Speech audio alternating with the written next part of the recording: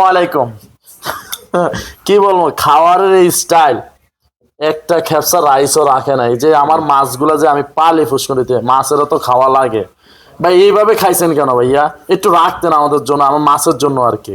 না আসলে আপনাদের এই খেপসাটা খুব ভালো হয়েছে। আমি তো দীর্ঘদিন সৌদি আরব রিয়াদে ছিলাম। হ্যাঁ আমি ওখানে খেপসা খেয়েছি এবং ওইখানকার যে খেপসার মান আর আপনার যে খেপসার মান সেম লাগছে আমার কাছে। আচ্ছা আসলে খেপসাটা এভাবে খেয়েছি যাতে খুব তৃপ্তি লাগছে এই খেপসাটা খাইতে গিয়ে।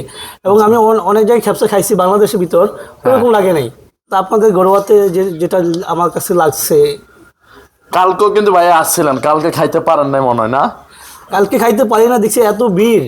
হ্যাঁ এই জন্য জায়গা না থাকার কারণে বা আপনাদের খাবার না ফুড থাকার কারণে শেষ হয়ে গেছিল। আমাকে আমার জায়গায় আবার বাড়িতে চলে যেতে হয়েছে। এই জন্য খাওয়াই না, এই জন্য পুনরায় আজকে চলে এসেছি এখানে।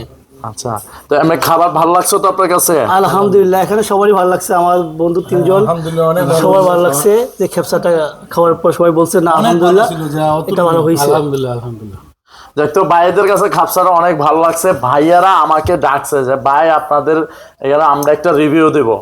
গতকালকে আসছে, ভাইরা খাইতে পারে নাই। গতকালকে আমার 8:30 বাজে আমার ফুডগুলো শেষ হয়ে গেছে।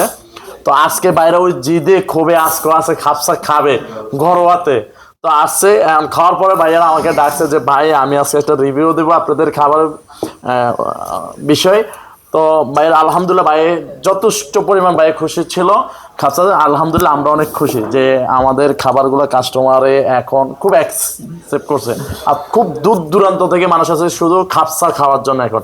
আর এই ঘরোয়া নামটা এখন হয়ে গেছে খাপসা ঘরোয়া। তো আপনারাও খেতে চাইলে চলে আসুন হায়দারগঞ্জ বাজার ঘরোয়া ফুড অ্যান্ড কাবাব ঘরে। আসসালামু আলাইকুম।